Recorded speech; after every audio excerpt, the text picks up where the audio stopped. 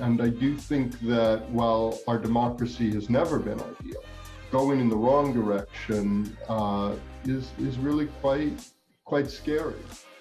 And schools are funny places, but you would never, say, we're going to teach you to ride a bike, except you're never going to actually get on a bike, right? Here's a video of a bicycle, these are the different parts, these are what pedals are. You would put someone on the bike. And I think similarly, if you want people to learn how to actively engage in their society, you have to give them opportunities to practice that. And the closer those opportunities are to the real world, the more valuable. Hi, everyone, and welcome to Teacher Stories.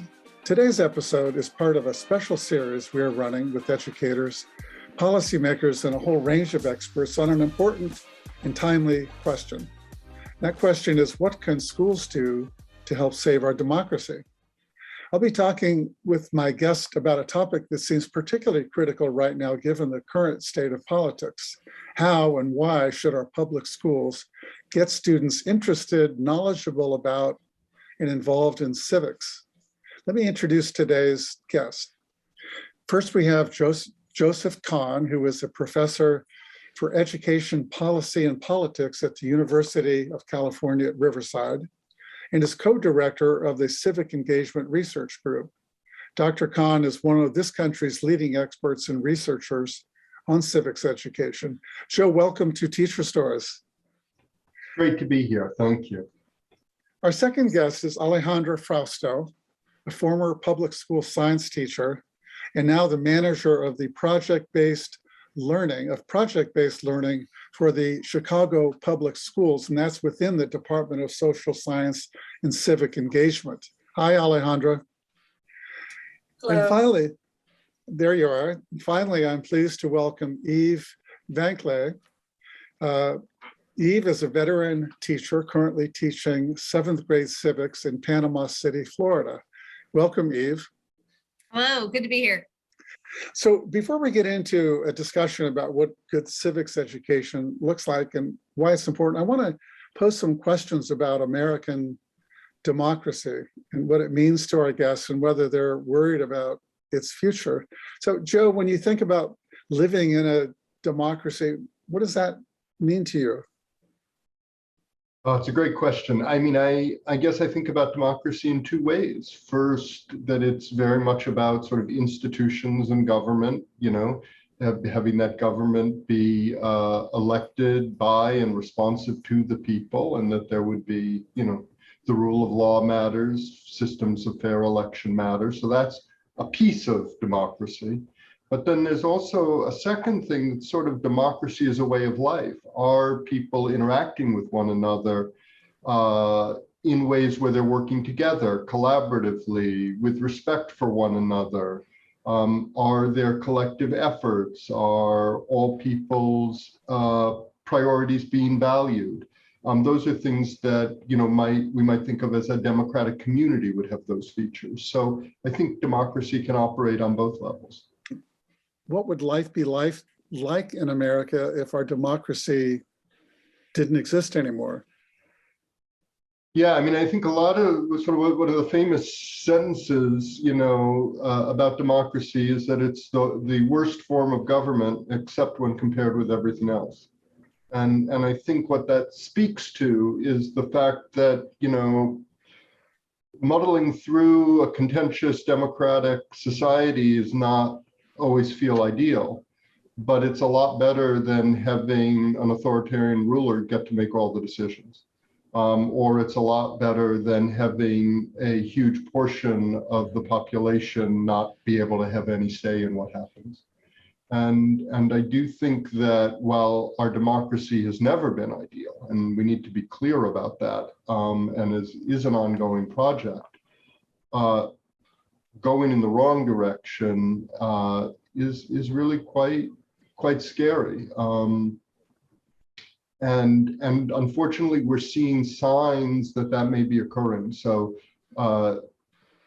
for example, the number of US citizens who are now endorsing, agreeing with the sentence, it would be better if we just had authorities make these decisions rather than the will of the people, the percentage of people who agree with that statement has doubled over the last 20 years.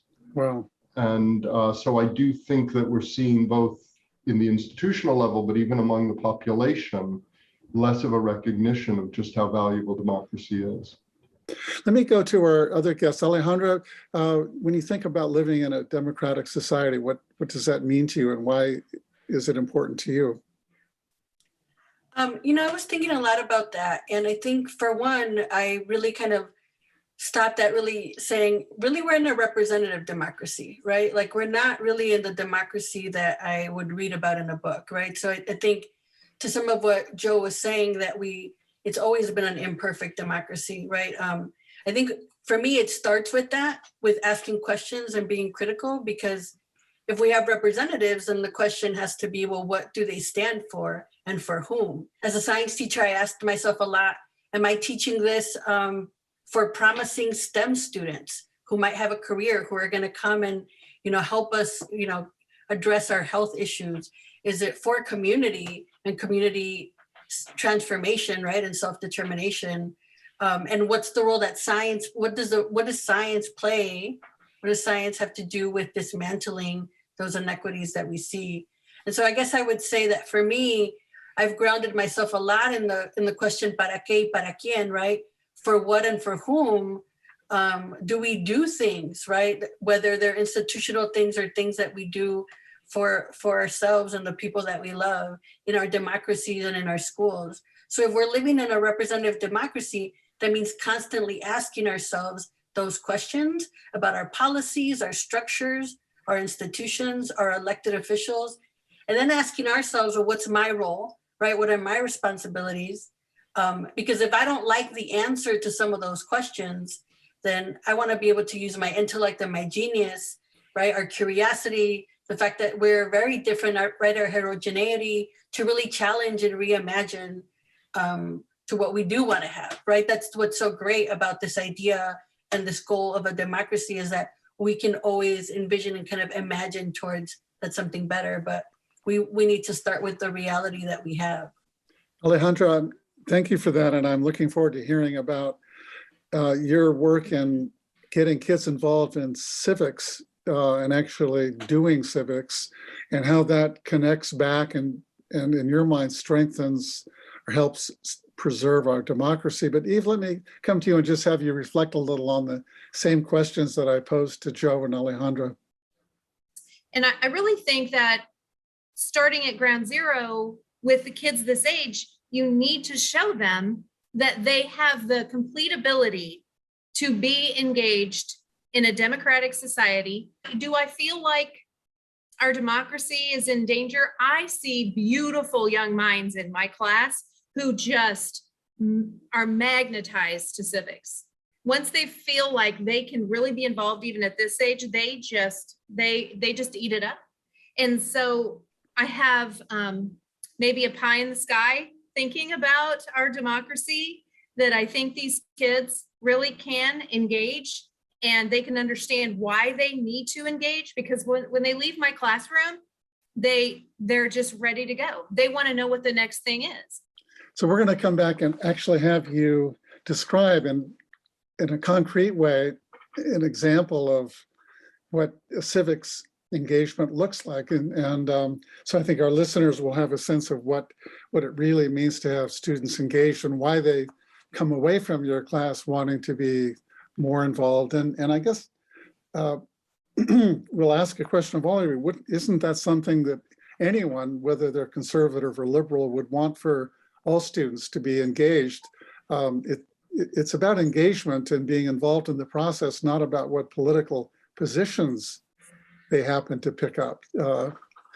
And we just want them to be thoughtful, and they want them to do it together, and to be good listeners and so forth. And that should cut across all party lines, I would think. So, but with that, I'm going to transition, come back to you, Joe, and just, given all the work you've done for so many years researching civic education, thinking and writing about it, what is, in your mind, civic education, high quality civic education look like, and why is it important in a democracy like ours? I think the first thing which comes out in the conversation we've had so far is that civics can look a lot of different ways. There are a lot of different agendas that are part of it. So some of it is, and I think we think of this often as traditional civics, is learning how a bill becomes a law, learning about the separation of powers, learning any number of things about how government or other major institutions operate. But there's also a lot of learning about how to have a conversation with people, or how to have a conversation when people disagree, how to advocate for something that you deeply believe in. I was struck by what Alejandra said, which I think is so important to the notion of democracy. No government, no society is going to consistently get things right. And no group of people are going to consistently agree on stuff. So what we need is a system that allows us to address problems when they occur in ways that are responsive to the people in the society. And that means that our young people need to learn how to do that well. They need to be able to analyze information, how to find trustworthy information, and how to advocate on behalf of the things they believe in. So I think good civic education gives the range of school skills that allows people to do that. And civic engagement is one aspect of the concept of civic education. Well, I mean, this is one of, and schools are funny places, but you would never, say, we're going to teach you to ride a bike, except you're never going to actually get on a bike. Yeah. Right. Here's a video of a bicycle. These are the different parts. These are what pedals are. You would put someone on the bike. And I think similarly, if you want people to learn how to actively engage in their society, you have to give them opportunities to practice that. And the closer those opportunities are to the real world, the more valuable. Sometimes it's simulated, but sometimes you actually ride the bike down the block in your house, by your house, in the same way you want kids to be engaged with actual bills, actual laws, actual issues in their community. Joe, do you have a sense of what portion of students in American public schools today actually have a civics class or have experience in civic engagement? So two really good questions. So in terms of a course in civics, most states, upwards of just over 40, require at least one semester of civics, usually in high school. Sometimes there's also a middle school requirement. Often there are dimensions in, say, US history or other history courses that speak to the civics agenda. And many kids get opportunities for things like discussing current events. They don't have to wait till their civics class. Many teachers incorporate that into the school day to some degree. I would say that we're seeing evidence that the degree to which schools are giving time over to discussing current events is actually diminishing right now, and that there are some schools where the teachers are under pressure not to do that kind of thing. So there's stuff that's out there, but if you were to say, I want to prepare kids to be citizens, I'm not sure you would pick second semester senior year as the time to make sure it happened. That's not the moment when young people are necessarily the most focused on school for understandable reasons, and yet that's often when the required civics course takes place. When you get to that question, you're asking about action, are kids getting opportunities to actively engage? That's much, much less frequent. Mm-hmm. So there is some service learning that goes on, and certainly, many young people get those opportunities occasionally. But we find that a small minority of students have opportunities for what we might think of as really active civic engagement, where they're studying an issue in their community, learning a lot about it, and then trying to do something about it. That's not a common experience. Maybe we'll have time later to come back and have all of you offer some insights into what it might take to see more of the kinds of things that Eve and Alejandra are going to be talking about. Because you said there's very little of it going on in the country. And I think as we hear their stories and descriptions of what civic engagement looks like, I would think a lot of people out there might say, I would love to see this in our community, in our state, and I don't think we are seeing it. Are there hurdles that we have to jump over, or is it just a matter of promoting the idea and getting people excited about it? So we'll come back to that idea about what can we do to promote this in places where it's not going on. But Alejandra, let me come to you. You've done some great work with your colleagues in Chicago around civic engagement. Can you describe what it looks like on the ground? Perhaps give our listeners an example of a civic engagement project that kids and teachers undertook together. Sure. I mean, so I'll do two things. Maybe I'll start specifically with one that I did as part of a group of teachers that I work with. And then also I can kind of talk in general about what it looks like in Chicago Public Schools. Sure. So, as I mentioned before, I was a science teacher in high school and in middle school. And so before I took this position with the district, I was actually teaching sixth grade science. When I was teaching sixth grade, I was teaching at the elementary school where my children go. So I was teaching in my community, walking to school every day with my kids. And I asked my students, right, to tell me about something beautiful, something contaminated, something ugly, something clean, right? Just sort of these adjectives that I was asking them to look for. And one of the common things that came up a lot were the viaducts in our community. So viaducts are sort of like the bridge structures that are used by trains when they go over sort of neighborhoods. I'm not sure how common they are in other parts of the US, right? But on the south side of Chicago, we have viaducts. And to go to my children's school, we had to cross them. And that's true for most of the students, well, a large portion of the students in the school. And so, but there's all this lead paint that keeps falling off of them, right? And knowing what we know about Chicago and its sort of like legacy of industry, it was something that I started getting worried about as a community member. But then as I started walking to school with my kids as a parent and as a teacher, it started concerning me more. And when students started bringing in pictures of it, it's like, let's figure this out. Is this really dangerous or not? And so with my students, we did that, right? My background's in chemistry, but that doesn't mean that I was an expert in paint or in lead or in those sorts of things, right? So these were questions that we legitimately had. So how much lead should there be in paint? Why would there be lead in paint, right? Who would allow this, right? And one of the tensions, right, is that sometimes the first year our results weren't as conclusive or as clear to us. And so, the next year sixth graders went and continued the project. They decided on new areas to sample, right? They came up with new methods. And we partnered with the scientists to have our results. And one of our samples came back with really high levels of lead, like 170 times higher than the legal limit. The students in that learning, right, with me, I mean, we didn't know what was going to happen. We were just trying to address an issue in our community using science and also really collaborating with people that had certain power and knowledge that we didn't have. So they're learning about science. They're actually doing science. Yeah. And but they're learning some other important lessons about as you say, it's not enough just to have evidence.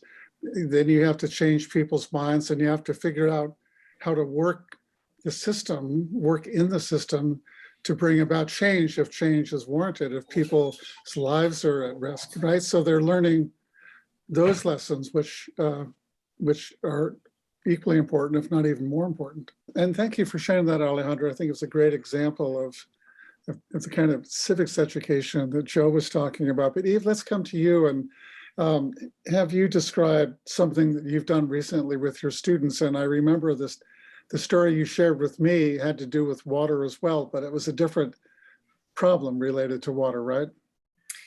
Yes, my students will investigate current policies, and then they will try and get it down to a local level where they can develop their own, and it is a process, their own project. And one of our students a couple years ago now, just to put it into context, we had a Category 5 hurricane in 2018. So we had it all planned out, and then poof, we were out of school for 9 months or 9 weeks. And after that, our our whole community was in such disarray that a lot of the projects they had started, they weren't even able to get out of their own driveway to go get to do the projects. But one of the projects that one of the kids continued was that their neighborhood was flooding all of the time. Of course, we're at sea level here. And by the way, I'm from Indiana, so the sea level thing was a complete shock to me. I didn't realize what sea level really was until I lived down here.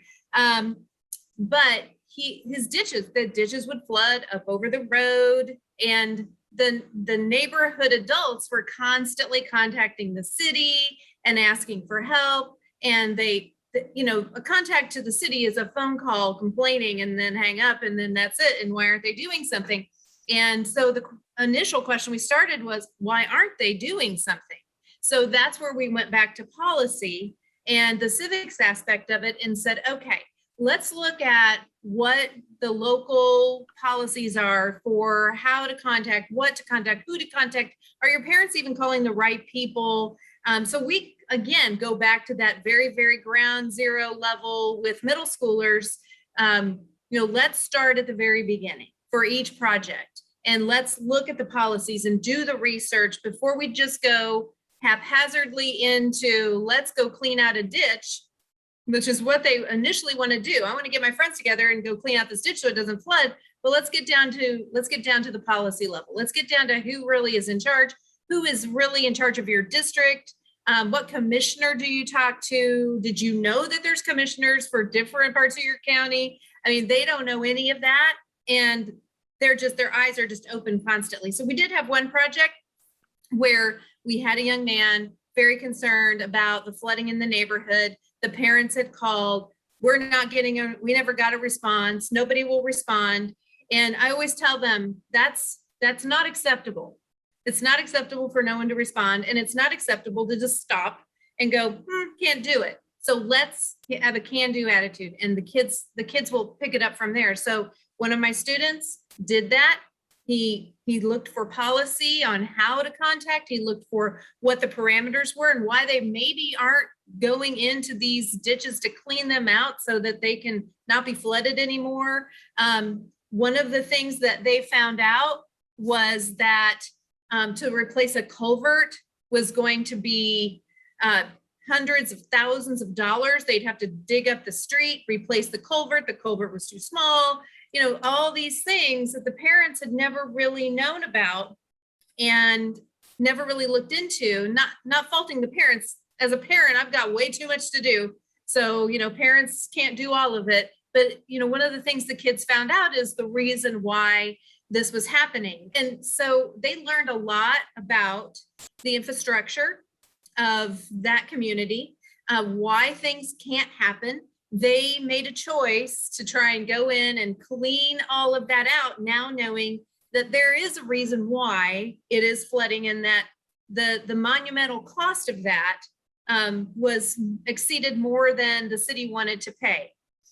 They ended up doing an eminent domain on a piece of property to drain some of that water so it didn't all go down the culvert. Then they learned about eminent domain. And, it was a really neat experience where the kids took I can't do it, we can't do it, why isn't it happening issue that was coming kind of from the adults, and they did the groundwork and talked to the commissioners. And that's why I'm like, oh, please don't take it away to talk to the commissioners, because they really do.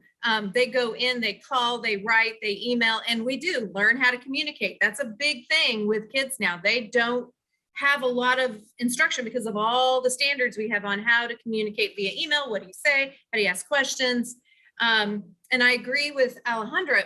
Everyone teaches civics. So when we spoke before, you said one of the things you do with these projects is to connect it back to some of your academic learning and studying of the Constitution. And I think one of your culminating activities is to have students watch this movie, Freedom Writers. Freedom Writers, yes, of course. Our standards in civics in the state of Florida, they're very comprehensive. They start with citizenship and we go all the way to foreign policy. So we cover amendments, we cover all the things in civics. And sometimes I just feel like I'm dabbing at it because there's so many standards. But at the very end of the year, we have, this will be the 10th year, watched a documentary. It comes in different forms. We watch the PBS version. It's called Freedom Riders, not the right, but RIDERS.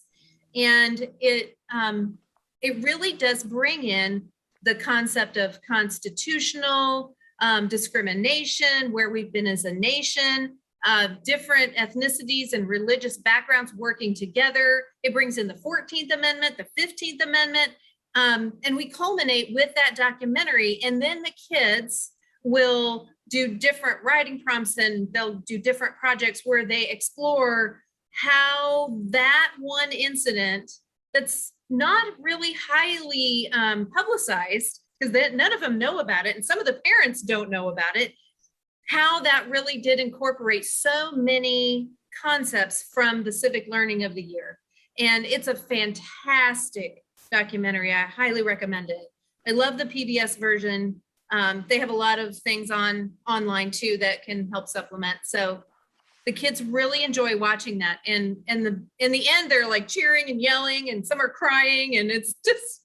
So Eve, I know one of the things you also do is you try to, when you communicate with parents and you urge them to watch it as well. And I seem to recall that you live in a fairly conservative, politically conservative community. And one might think, hearing the story, that you might hear from parents that don't really like what you're doing.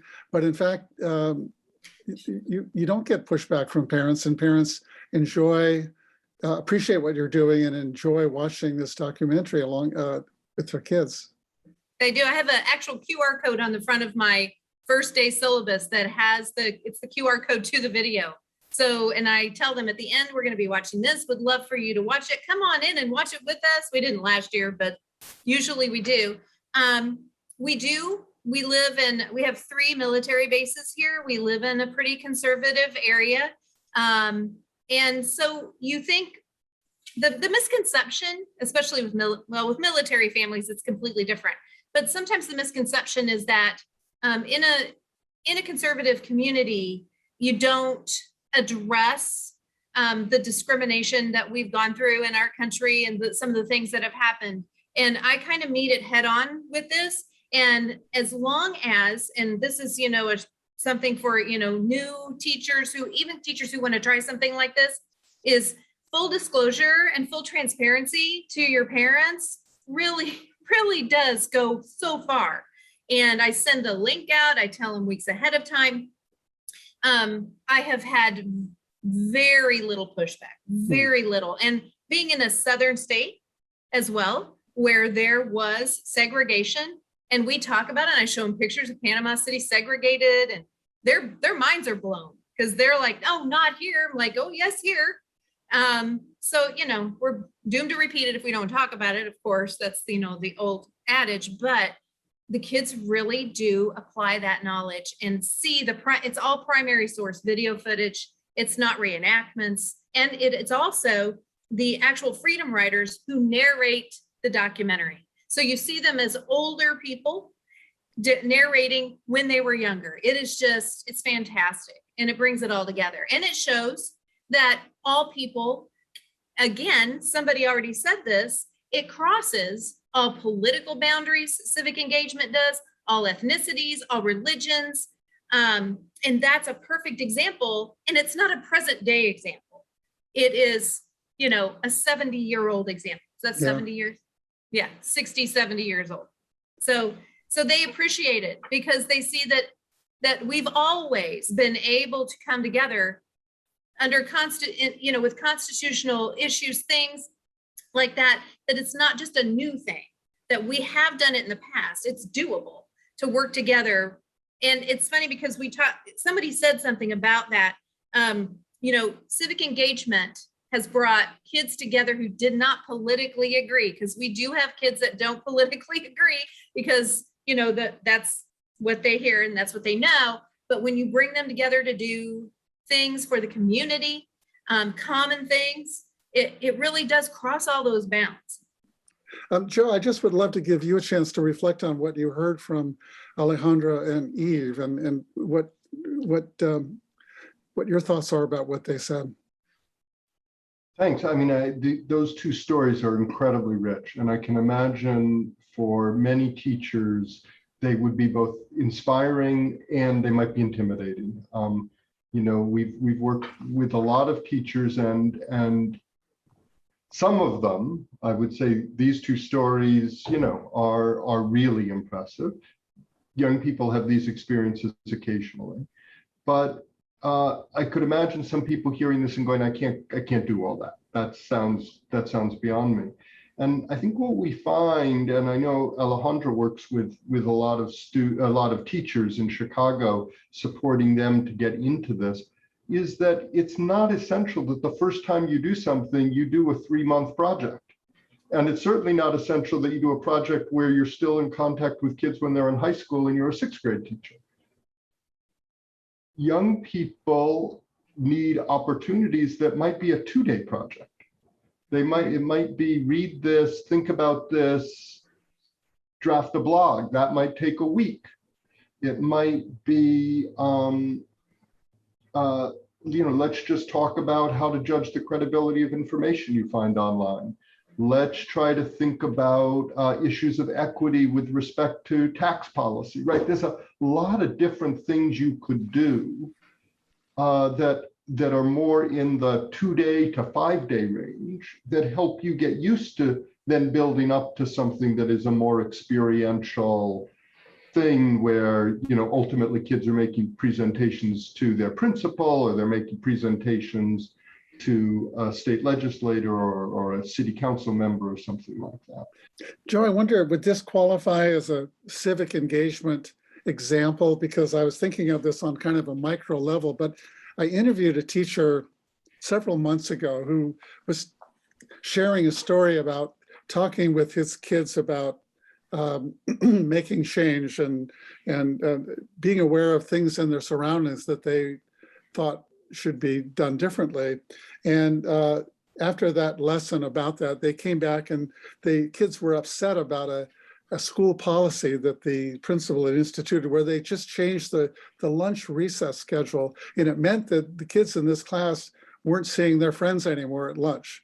It was a big deal to them.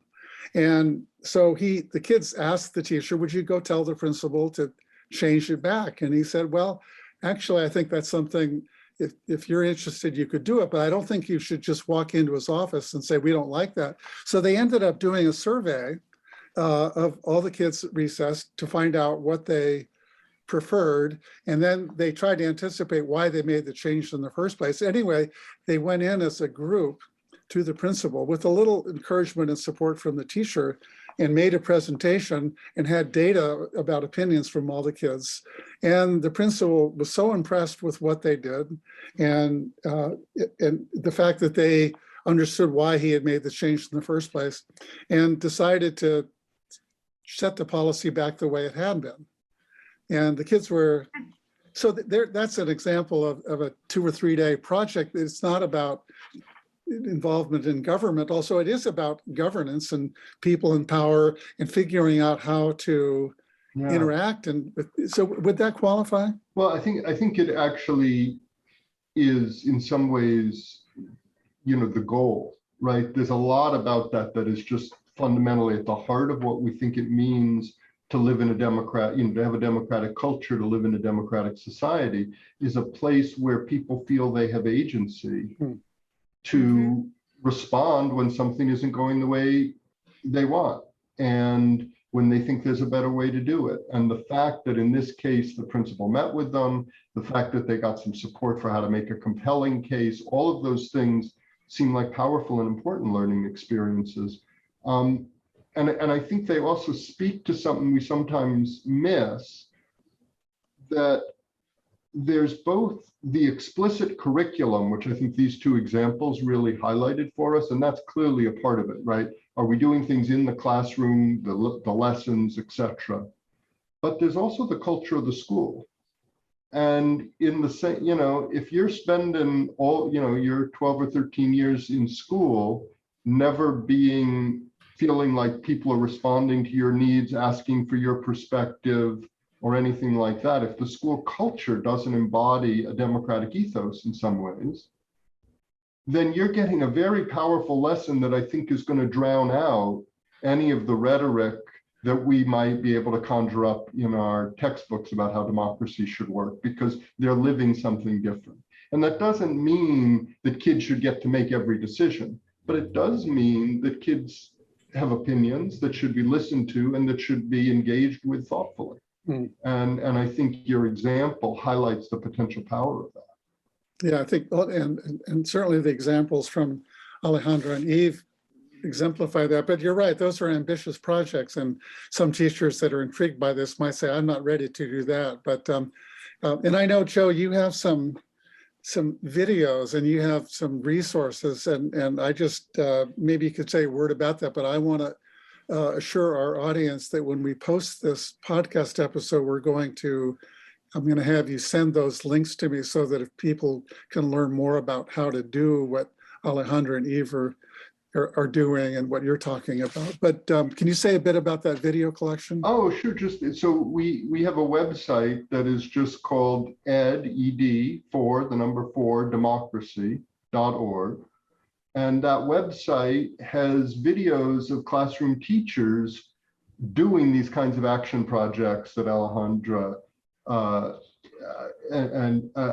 was talking about. In fact, we have some from Chicago. But what's exciting is that I think it's often hard to imagine what these things will actually look like. How do you actually do it? And so some of these teachers walk through, both reflect on what they did, but then you can see them in the class with their kids doing it. And I think, in both of these cases that you guys shared today, we're talking about middle school teachers, middle school kids. And a lot of times people think, oh, you're in 6th grade, you can't do that. Well, the reality is 6th graders can do amazing things if you engage with them and expect that from them. And so these videos also show that. So I wanted to mention to all of you that in 2 days, I'm going to be doing another interview with some leaders from Texas. One is the superintendent of the Dallas Public Schools. Another is a member of the House of Representatives in Texas.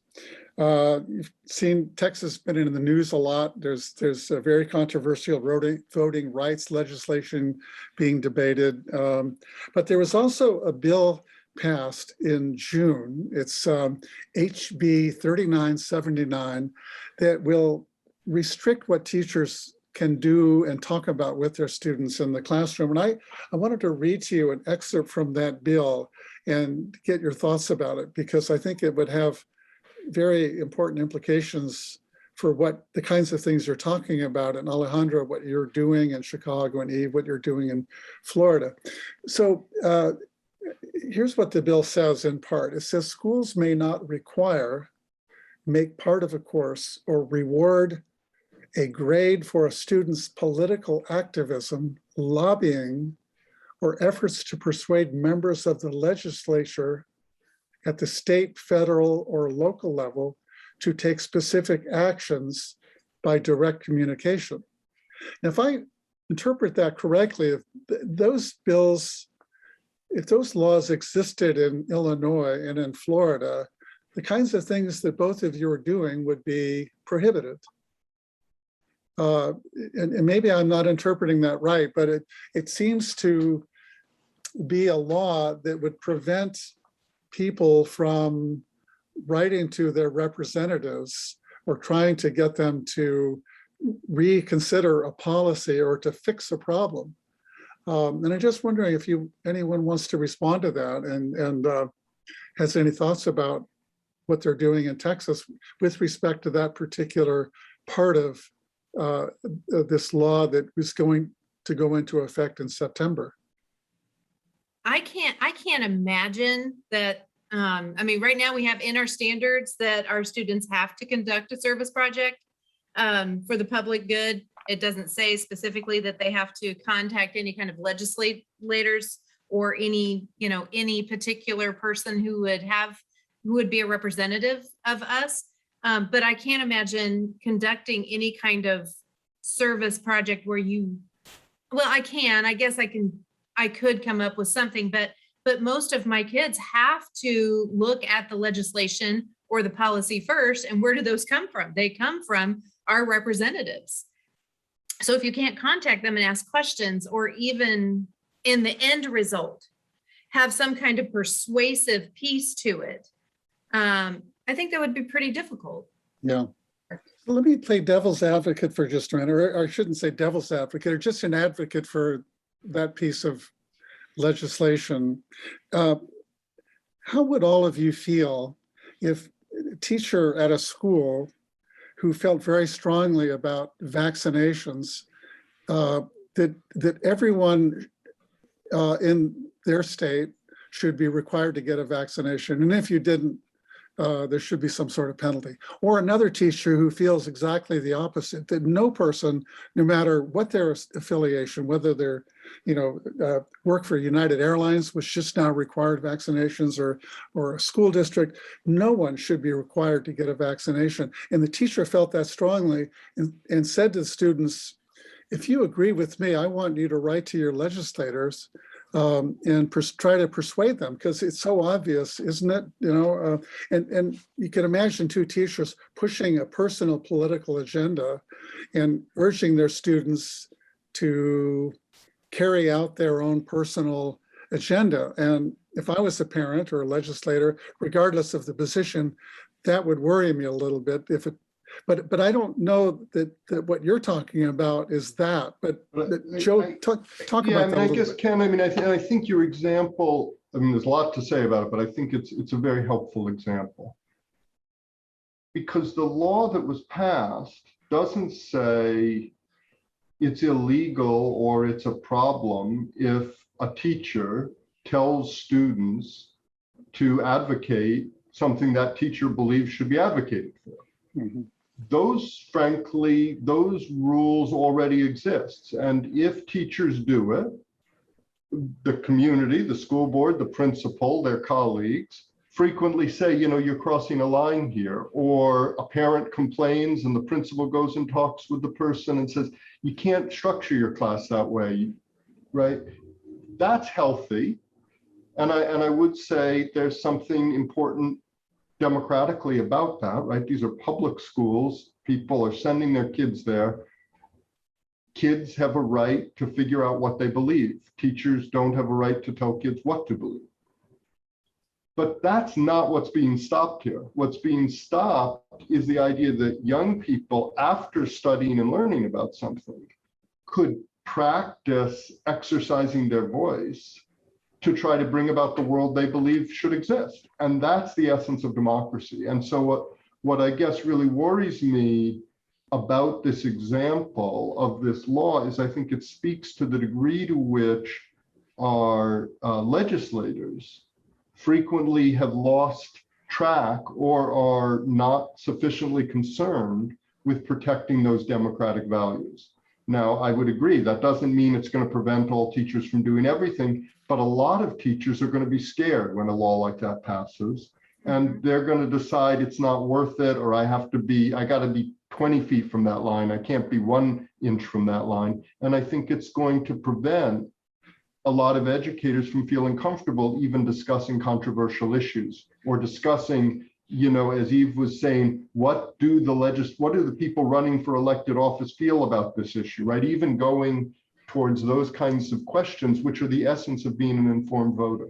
So I am concerned about that law, but I think it's different than the example you propose. Yeah, that's why I brought the example up, because I assumed there was a difference, and it just seemed to me, as I was giving that example, that it was an example of bad teaching. A teacher promoting their own personal political views is not something that we want teachers to do. And what Alejandra and Eve were talking about, what you've been talking about in those examples, was allowing students to study a problem and to decide how they felt about it, what they wanted to do about it, to make their own choice about their own opinion about it and how they wanted to address it. I guess I just want to as we start to wind up, I want to come back to something that came up at the beginning. What is it that you think needs to happen to see more of what Eve was talking about, to see more of what Alejandra? Is it merely a question of giving teachers more professional learning opportunities and having them have a chance to see the kinds of videos you were talking about, Joe? Or is it also a school leadership, both at the school board level or maybe even at the state level? Or are there things operating, like in Texas, that are policy issues that are preventing the expansion of this kind of legal civic engagement that we've been hearing about? What is it that would need to change so that rather than it being the exception that you said, Joe, it would actually be something that would be widely observed in most schools, most public schools in this country? So I can respond at the system level a bit, but I would be very curious what even Alejandra would say about both classroom teachers and at the district level, what the supports are. Clearly, professional development is key, but we're also finding that, for example, a number of states, at the same time that some are moving the way Texas is moving, some states are doing things like saying we want students to do 4 action projects over the course of their high school careers. And districts are having to make sure that young people get opportunities, not action projects necessarily like political action, but projects where young people have a sense of agency doing something about something they care about. And that's a crucial experience for a young person. And some of them will do it around civic and political issues, no doubt. The state of California just passed the state seal of civic engagement so that young people who do exceptional work in the civic domain can get a seal put on their diploma that acknowledges that great work. And that's leading districts, because districts want their young people to look good and to achieve, to start thinking about how do we make sure that we provide a richer set of learning opportunities related to civics so that more of our kids can get the seal. So I do think there are things at the system level we can do. There's no doubt that support from a principal makes a huge difference. Support from a superintendent makes a huge difference. There are definitely teachers we talk with who just say, my principal doesn't want me to do that. Some teachers do it anyway, but many teachers are much more cautious because they're getting pushback, whereas other principals support them. So I think there's a lot of system work that can be very valuable here. Yeah, Alejandra, you want to speak to that question and maybe talk about how this idea of civic engagement is growing and expanding in Chicago public schools? Sure. I think, the example that Joe brought up about the state that is requiring 4 action projects, right? In Chicago, we have a policy that requires 2 in high school, and there is 1 that's required in middle school as part of the required civics course. So as a district in Chicago, we shifted our view of civic engagement and participation and readiness from one that was primarily focused on individual responsibility, right, through volunteer hours where I do this and then I leave and I've done my part, to a more participatory and justice-oriented participation that engages inquiry as part of classroom learning, right? And so that our service learning policy in Chicago then is that every student in high school, in order to graduate, has to complete 2 of these projects, 1 in civics class and the other one in any other class. And so part of my work then is to not just work with civics teachers, because obviously one of the 2 projects minimally students will be in civics, but the other one will be a civics oriented project in any other discipline. Personally, when I was a high school science teacher, one of the things that made it easier for me to do these projects was because this policy existed and the principal needed teachers to agree to offer a service learning project, right? And I was excited. It's like, well, that's exactly why I want to teach. So Eve, I'm guessing there are other colleagues in your school district or in your community that teach civics that aren't doing the kinds of things that you're talking about. And I'm just wondering, just off the top of your head, what is it that you think it would take? Is it support from administration? Is it more professional learning? What would it take to see more people doing the kinds of things you're talking about? Well, as far as for me, I have had pushback from parents that have looked at project and said, my daughter can never do that. And I just have to say, but we're going to try. And if we fail, then they can try again, or we're going to learn from our failures. And I think a lot of times, I think administrators are worried about failure. I think parents are so worried about failure. And the teaching of the idea that from failure comes even more learning is something that we encourage here. I've been blessed with great administrators. I think they're a little afraid of me to say no. So they just let me go at it, and they let me do what I'm going to do because they know that I have rubrics. It's rigorous, and there's no question about how something's going to be done. No one's going to be left out there flailing. I get more pushback from parents who are really afraid that their child just cannot do this. And I always say, yes, they can. And how about you come be a part of it? Joe, some final thoughts? I think there are a lot of different ways to contribute to this project of preparing young people to be fully participants in a society that aims to become more democratic. And some of it has to do with understanding the vision of what's possible. Some of it has to do with developing the skills that would allow you to do the analysis and to have the sometimes complex conversations with people who disagree with you. Sometimes it's developing the sense of agency and confidence that you can go up and speak to your principal and say what you think needs to happen. So there's a full range of experiences. And I think as folks have been talking about here, it isn't just 12th grade high school government. It isn't just the social studies class. This stuff can come up in art. This can come up with literature. This can come up with science. And I do think it is intimidating for many teachers right now, given the political climate, but that probably means it's also more important than ever that we don't sort of shut down and, run a school as though we aren't in a democracy. Because when we do that, we're undermining our future or our possibility of having a more democratic future. Well, we've come to the end of our time, and I want to thank each of you, Joe Kahne from UC Riverside, Alejandra Frausto from the Chicago Public Schools, and Eve Vankley from Panama City, Florida.